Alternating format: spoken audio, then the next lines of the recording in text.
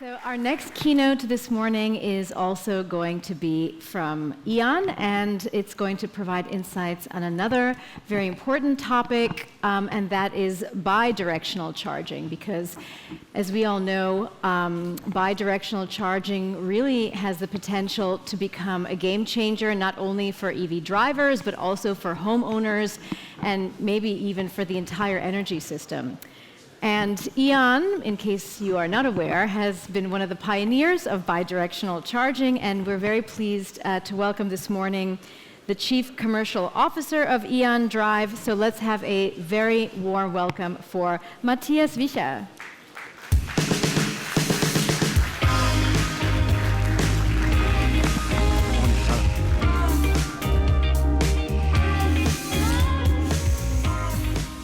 Good morning, everyone. Thank you for having me. I also hope that at the end of this, I get the attribute of being a friendly guy, whatever that then ultimately means.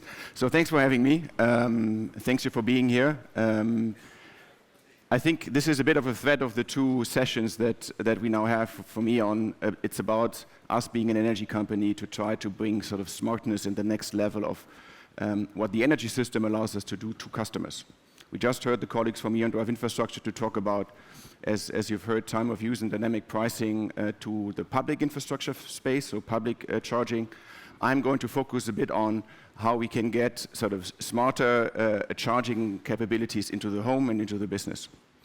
And I've been attending these conferences for some time, and there's always been at least one or two sessions on vehicle to something.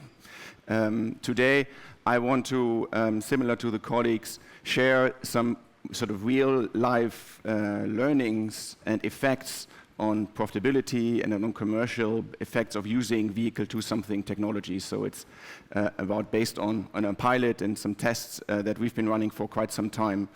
How does vehicle to grid, vehicle to home, vehicle to business technology actually work in the daily lives of customers, whether then on a PowerPoint or in the lab or in all the other things that we've been talking about in the past. So, getting us started, that's me. So E.ON Drive is sort of the part at E.ON focusing on e-mobility that brings solutions to customers' premises. So this is at home, this is at work, these are different other sort of residential or business areas. So the question that was earlier talked about, and I think it came from there, about whether we bring time of use tariffs also to these applications. I think this is part of where we are front and center, with E.ON being the energy company to really try to drive this. And how we're trying to do this as E.ON Drive is to really make it radically simple for customers to do it, so that they don't have to think, that they don't have to really sort of put too much effort into considering what to do next and how to sort of use electric vehicle charging.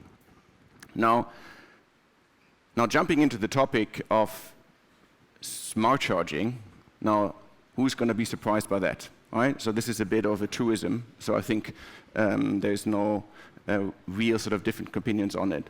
But the question that I'd like to allude on a bit, and I think that's also how does smart charging allow customers to do more, and how does smart charging allow us to sort of walk on this path to profitability, sort of as the key theme of the conference today and yesterday. And there's different types of smart charging. This is obviously a term that everybody uses a bit differently. So there can be solar charging, there can be dynamic tariffs and time of use charging, and ultimately, I guess the pinnacle of all of this is bidirectional charging capability, so that it's really not just one flow into the car, but two flows that also go out of the car. And yeah, there you go. So, as I said about this bidirectional charging, vehicle to grid, vehicle to home, and vehicle to building, there's been a lot of sort of academic search, and there's been a lot of sort of technology developments to prove that this is possible. So I think from a technology perspective, there shouldn't be any more doubts that it does. But the question that we had ourselves, how is the effect really in everyday lives? So we had a project running for quite some time that's called Be Clever. So it's one of the more clever project names one can think of, right? So this is about using bidirectional charging in a clever way with EVs. I hope you get it. So what did we do? So we equipped families in Germany with sort of a full system of what is required to make use of bidirectional charging. So the full system means these families got a PV system, they got a stationary battery, they got a bidirectional charger, and a bidirectional ready car. And they've been given these infrastructures and this vehicle for daily use. So they've been using this for a year.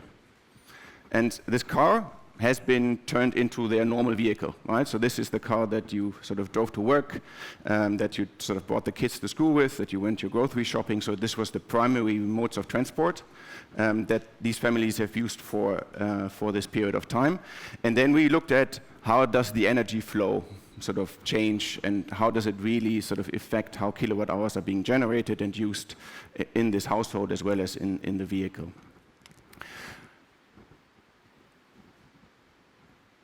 So that, however, one thing we added to make all of this work, and that's a piece of intelligence, in that we then sort of on top of this brought in a steering device, sort of the Gridix box, that allows us to sort of control and manage all of those different users as well as producers in it. Now, the one thing that constrained us a bit, but that we actually made also as a conscious choice, the constraint came with us doing this in Germany. So in Germany, it was already mentioned, we don't have smart meters. And because we don't have smart meters, we don't have dynamic time of use tariffs on an hourly forward curve. So that ultimately, we really focused in this study on the use case of vehicle to home. So it all happened on the private side of the meter. So optimizing what happens within the building with the car.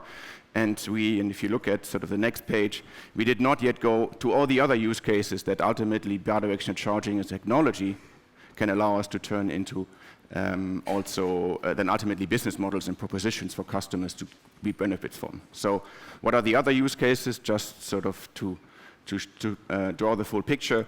Obviously, you have the home application of what Ian and Anders have just talked about, right? So there is a time of use, hourly forward price point that you have a tariff for, and you can basically optimize yourself against this hourly forward curve.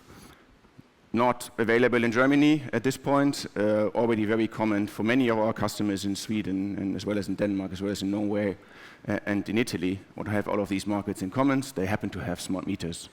Then obviously you can combine this vehicle to home. I'm optimizing my generation and my usage with the time of use curves. You've got a combination, that's the number 3. And only then the G comes into play. So only then are we sort of moving outside of the meter and have sort of energy flow that sort of leaves and enters the house, where we then go into the use case of providing grid stability services, and where we then also ultimately potentially go into a use case where we use the assets of the home, including the car, to start day ahead or intraday trading. So everybody can become an energy trader, at least in theory. But as said, our focus for this study was use case number 1. So here you see the partner that we are glad to have had in this session. So BMW sort of gave us these already B2G working cars that had the ability of bidirectional charging. And then as said, this was really about integrating this technology into the day-to-day of families. The only thing that we've asked them to do is to indeed find a way to plug the car in whenever it is at home.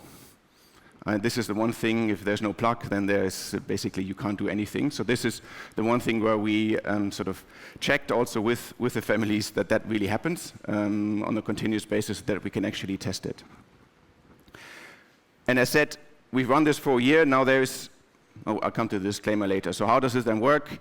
Not surprisingly, this is sort of the view of then the Gridix-based technology, and supposedly there is some stuff moving. So we had the cars plugged in. I mean, as we all know, the average usage time of a car in Germany is an hour a day.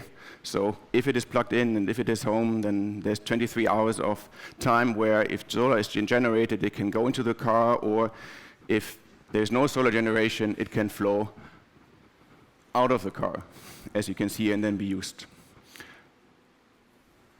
Now, there's sort of this one disclaimer. So this was 2022. So the home office share was pretty high still. And this helped us tremendously in having good effects. So in the majority of these families, the car was at home for a large period of time, which one simply has to sort of consider when we are now looking at the results of all of this. But given that more and more companies also offer and start to become more and more flexible on home office, I hope that that becomes the new normal so that we can actually make use of this technology. But what are the effects? Now, this is not theory. This is not someone thought, and this is how could it be. These are sort of the results of the self-sufficiency, and this is the real self-sufficiency. So this is not averaging out input and output of kilowatt hours throughout a year and then doing some netting. This is self-sufficiency every moment of the year. So if you just have an EV and you don't have your own generation, obviously your self-sufficiency is zero, meaning everything you need as energy comes out of the grid. If you have an EV as well as a PV system, this already gets you to a self-sufficiency of 24%, meaning 24% of your energy that you use, you generate it yourself. Either you generate it at the right moment, or in this case at the right moment, or, and then this is the boost that we had with bidirectional charging, but just adding a bidirectional charging car to the system, we've more than doubled self-sufficiency. So we moved that this household was able to self-consume 51% of its energy that is generated itself. A huge boost by just adding a car.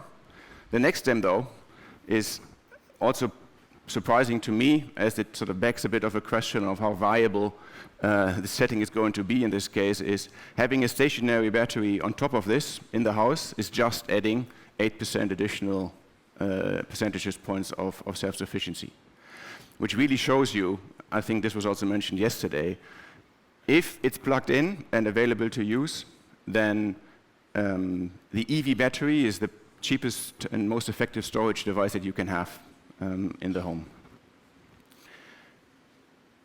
Now, what does it mean also here, I said, economically? So ultimately, these families on average, they've, and now I did write down the numbers so that it's right.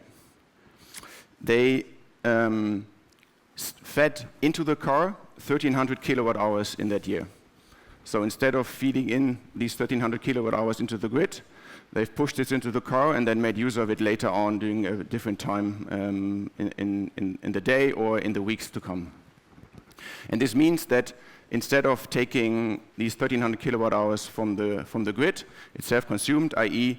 we have about the ton of CO2 saved. And it also means that we've saved about 520 euros of energy cost that we didn't have to pay to the energy supplier. Now, to be fair, we also didn't feed in these 1,300 kilowatt hours, right? So we let go of some sort of payback for feeding in kilowatt hours into the grid, but we've only lost opportunity cost of about 100. So this setting allows a customer to save 400, give or take, euros a year by having a bidirectional car in this simplest of all use cases. And this is a huge boost, right? I mean, and this is, as I said, not something that we dreamed up in the building to think about, but this is over a period of a year, actual effects that we've been able to generate via bidirectional charging. So that ultimately, for the home case, also the real world proves that bidirectional charging will be a game changer.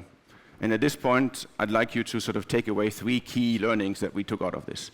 Sort of the one learning is, as I already said, the simplest use case of vehicle-to-grid technology or bidirectional charging technology already allows this boost of 400 euros a year of saving energy. The second one is, and E.ON also, as you probably know, being a grid company, those 1,300 kilowatt hours that we've been able to sort of keep within the house and make use of didn't put any strain on the system. This is the best way for us to actually allow more and more cars, more and more heat pumps, more and more PVs to get into our systems because they don't put strain on the system. So this is a necessity out of us all trying to ultimately get to a net zero society by doing this without just adding more and more copper into the ground. And again, this got proven. The third learning to take away here is, however, that we all have to ask ourselves a bit and put a question mark on the business case of stationary storage. when we go forward. So what's the point if you've got 60, 70, 80 kilowatt hours in the car to add another 10 into the basement? So this is where we need to continuously look at and ask ourselves whether this is a case that is going to continue. Obviously, and this is why I said the disclaimer, if you are not a home office worker and the car is at work all the time, then you're in a different world, right? But just in these use cases, if the car is at home predominantly, you basically sort of void the use and the need of stationary storage. Now, as I said at the beginning, this is vehicle to home, so we've done that. Now, how does it work in the business environment? So how about fleet customers? How about sort of bigger buildings?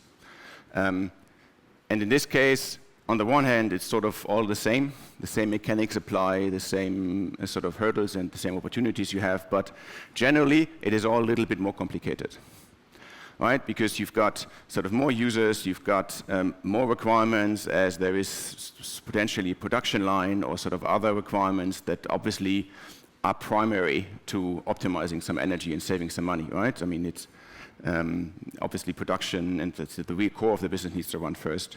And then usually we always also here talk about way bigger grid connections, way bigger infrastructure that is there. But also here we've worked with a company, in this case Fiege as the example, to see what can bidirectional charging do there, right? It's basically the same setting in that we've installed a site in Greven with AC chargers that are just normal AC chargers. We equipped the site with vehicle-to-grid chargers. You can see them there on the right, the bigger ones. And we've again added a Gridix-based management system for the entire building, and we were sort of tucked into the lead management system of the entire property. And there the use case was again, in this case, focused on let us first save grid costs by peak shaving as the first way of sort of looking at this. And what was the result here? We've saved 13,000 euros a year. By on the one hand, obviously deciding when to charge a car, but also here by using the battery size of the vehicles as storage device. And what we mostly did here is we've used the stored battery in cars to actually charge other cars that needed to be charged. So it stayed within the EV pool because we didn't want to and couldn't sort of interfere too much with the actual operations of the site. But also here, the return on invest in terms of money, but then also here, the ability to add more and more of these demands and flexibilities into the system without putting strain on the grid, actually here taking strain away from the grid by shaving peaks, has been a huge step forward and accomplishment for us to prove that it works, but then also to build the first pilots so that based on that we can then also see with other companies how to get this forward. So having said all this, and I think some of those constraints were already mentioned earlier, what's next and what needs to happen for this to really take off and to sort of to really get more volume in? The one is we do need to get closer between the energy system and the OEMs. There's only so much you can do on the car. You want to do it with the car, right? You need to be able to sort of work with the car, and this is exactly what this collaboration that we have as E.ON with BMW is gearing towards to ultimately work with the car to bring all of those different use cases to the customer so that the customer can benefit from it, so that we make it more sustainable, more affordable to drive an electric vehicle. But that's not all. So this is one step. But then there are a couple of others. And some of them are falling under the category that Arjen mentioned earlier. I can't influence it, so I don't want to talk about it, but I still want to talk about it. So the first one is the majority of those use cases, be this at home or be this in the business environment, do require smart meters. And I mean, there's local election periods coming up in Germany. So if you sort of talk to your candidate, put this top of his or her list, that we really get to this. This is a major step for us to ultimately build the groundworks to do all the cool stuff that we all want to do. The second point is, for this to really work in a scaling way, we need to make sure that we've got the right infrastructure, especially at home, that supports the business case and has the scaling. Current view is that this is going to go via DC boxes, so we do need to, as an industry, work on finding boxes that are affordable, have the right technology, and get the scaling done so that this becomes, again, something that private consumers can also consider and do. This goes hand in hand with a sort of different OEMs bringing bidirectional capable cars into the lines. I guess you've all seen the announcement, so I guess that's something that everyone is working on. But then there's one more thing that's important to us and to all of us to make this work is we do need a minimization of regulations and hurdles to actually in particular get towards grid use cases. And this needs to become easier. We need to have more standards and norms there to ultimately be able to really offer grid stabilizing services and sort of reap all of those benefits as well, where there's still a lot of uncharted territory in front of us to actually maybe make this work. And with everything new, some funding would help to sort of get this working. What do we do? As E.ON, we're going to continue to work on commercial pilots and really sort of prove the commercial viability of those technologies rather than stopping short of just proving that it works technically. And with this, and obviously hope to contribute towards standardizing in the regulation, as well as finding these scalable hardware and software solutions. But then there's a lot of other work to be done that's a bit behind the scenes for us to scale this. It's about how do we process all of those sort of different ins and outs? How do we get the right tools and not tolls? How do we get the billing working? And all of those things are not sexy, but they are required for us to be able to scale applications like this. So, lots of promise, and not just promise that someone sort of dreamed up, but that is proven in the market, but also a lot of things to do. So let's go to it, and thank you for your time, and happy to engage in questions.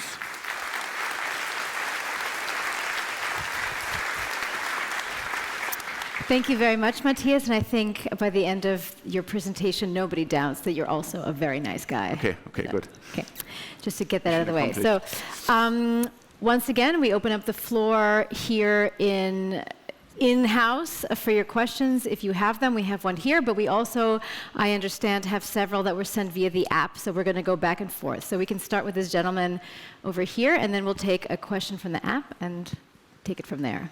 Sebastian. Ooh, Sebastian. not yet. I hear you. But there you go. There you go. Okay. Good. Sebastian from Male Chargebig. Thank you very much, Matthias, for your presentation. Maybe one comment and one question. The comment is, Germany is not that bad. You can make a meter smart, and there are 3 energy providers offering day-ahead APEX spot market prices. So you can do it, but it's still too difficult. And there are just a few. So not too bad, but a lot of room for improvement.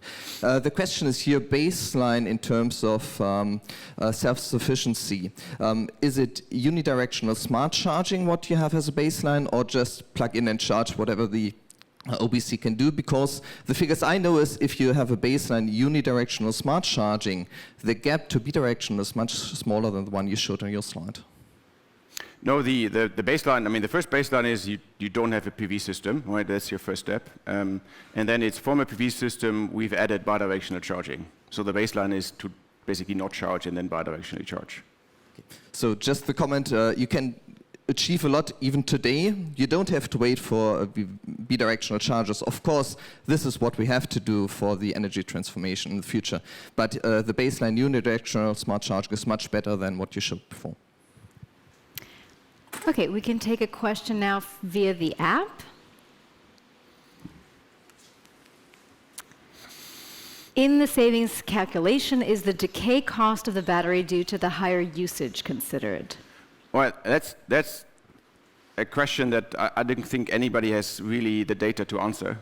Because from my perspective, and again, there are studies that show both ends of it, it is still an open question whether the vehicle-to-grid use cases actually contributes to battery decay. So there is, depending on how deep you run the cycles, we've also had sort of studies and academia research that doesn't really sort of prove the hypothesis that it right away goes into battery decay. So the questions, so the answer to the question, no, it doesn't, but also because we still have a doubt whether it needs to, whether there is really such a high decay of batteries by having those use cases in place. Okay, another question here, and then we'll take one from the app, and then we'll go back and forth. V2G, AC or DC? I don't mind, as long as someone tells me what's going to be. So that's not an answer to the no, question. but I can't answer it. I believe everything that I've seen so far is that it's going to be DC. But if I think important is that we in this room agree on one and then do it, right? The worst thing that can happen is we start with DC and then go to AC and then go to DC again. So I think, but all of these applications were DC, and everything that I've seen so far is mostly focusing on DC. Because most of the OEMs do DC at the moment. I mean, there's only so much that from an energy and charging perspective I can do if sort of the requirement for the car for bidirectional charging is a DC charger. All right, let's take a question via the app. When using the BEVs for bidirectional charging, how hard was the impact on the batteries? So similar question. Similar question. I think on this use case, we didn't see an extraordinary decay of the battery on top of the normal expectation, right? So it was within. Obviously, they're all a bit different, right? But they're all within the normal range of what you would expect as battery performance over the time. And it was just a year, right? We all know that real battery decay takes longer than a year. Okay, we had, I think, another question in the room over there. Yeah. Hi, it's Alparslan from CRA. So the more I watched your presentation, the more curious I got in terms of the assumptions and the technical data. So for instance, in one of your screenshots, you showed that the PV installation was around 6 kilowatt peak.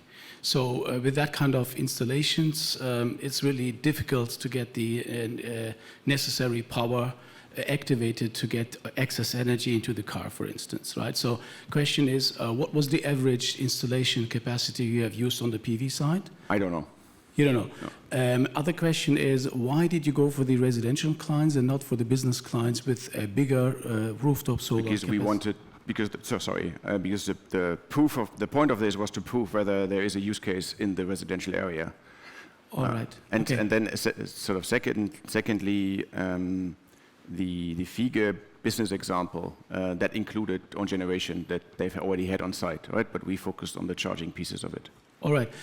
So I like your final statement that this is the future to go. I think it would be really good to have some insights into the economics of this trial. So what is the cost benefit here, not only in terms of the saved kilowatt hours per year, but the entire business case for the selected trial objects? Thank you very much. You mean now or later?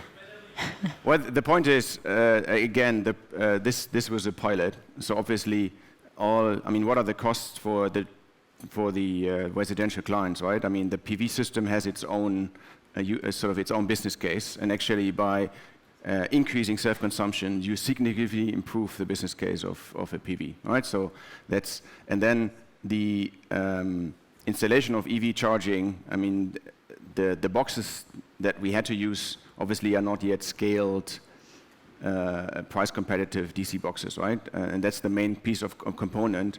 That's why if you know what you look at the business case of those installations, they don't work. But that wasn't also not the expectation, as it was a pilot to test the technical and commercial viability of savings. But that's also why it's essential, as I said on the slide, that we work towards a more scaled and scalable hardware that allows us to bring down prices. Because the delta between sort of an AC box that we have now and if it is DC, a DC box that we need, or sort of needs to be justifiable by the savings you get.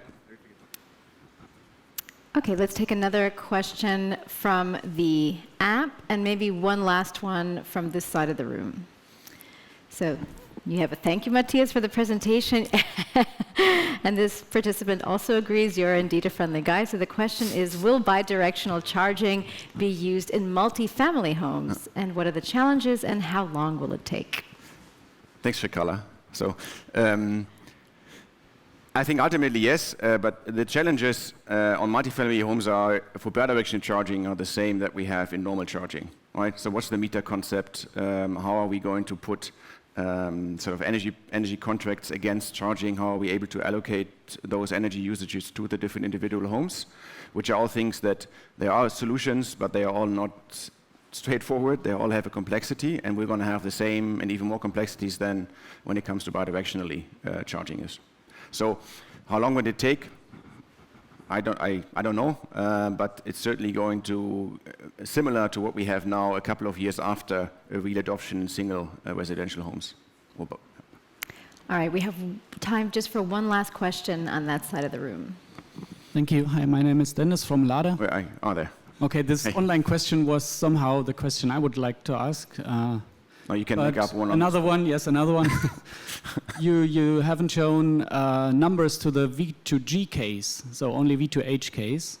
Yeah. What do you think about V2G just or will work if all cars are connected as much as possible? So, like you said, if there's no plug, there's no chance. So, and for this case, would you agree to have, or this? Would you agree that this will work only with AC and DC in combination? Or in large scale with AC and the first steps are DC? I'm not sure whether I get the question, to be honest. So I think ultimately, sort of the grid cases, we didn't test them here because we are not even remotely there to really do this. I mean, there's some regulatory requirement, and the easiest one is that there's still a significant change in how you can market a stationary battery versus a car battery, which is, I mean, these are batteries, so why should someone care, right? And then we've had some V2G use cases in other markets, in the UK as well as in Denmark and Sweden, where sort of the level is already there. And there we again similar were able to generate sort of 3-digit pound savings per year by offering, and there was, I think, frequency regulation as a grid service coming out of V2G cars. So those will also significantly add to the business case of bidirectional charging. Okay, yeah, somehow, yeah, but you meant in the last slides that you want to have DC only. Yeah. But this won't work with V2G because we won't have enough connection points then. Because in multifamily homes, for example, who will pay for an expensive DC bidirectional charger? That's my point, why we need to make DC chargers less expensive. Okay, but I mean, ultimately, I mean, the DC point is based on my understanding, but I'm happy to get sort of corrected here that DC is a requirement for V2G services coming sort of from the car side. If cars are able to do V2G on an AC base, I'm a happy trooper, right? Let's do it. But if it is a technical requirement for this to be a DC charger for it to work in V2G, then we don't have the option to use existing infrastructure. Then we do need to indeed build use cases and business cases that work based on the requirement to install new infrastructure. Matthias, you can tell there's a lot to discuss still, but we have to leave it there in the interest of time. But I also will presume you are still around, so if we didn't get to your question, and I know we had a few of our questions via the app that we didn't have time to get to, please approach Matthias, and he'll be happy to answer any other questions. So let's have a warm round of applause. Matthias Wiescher, thank you very much. Thanks for having me. Cheers.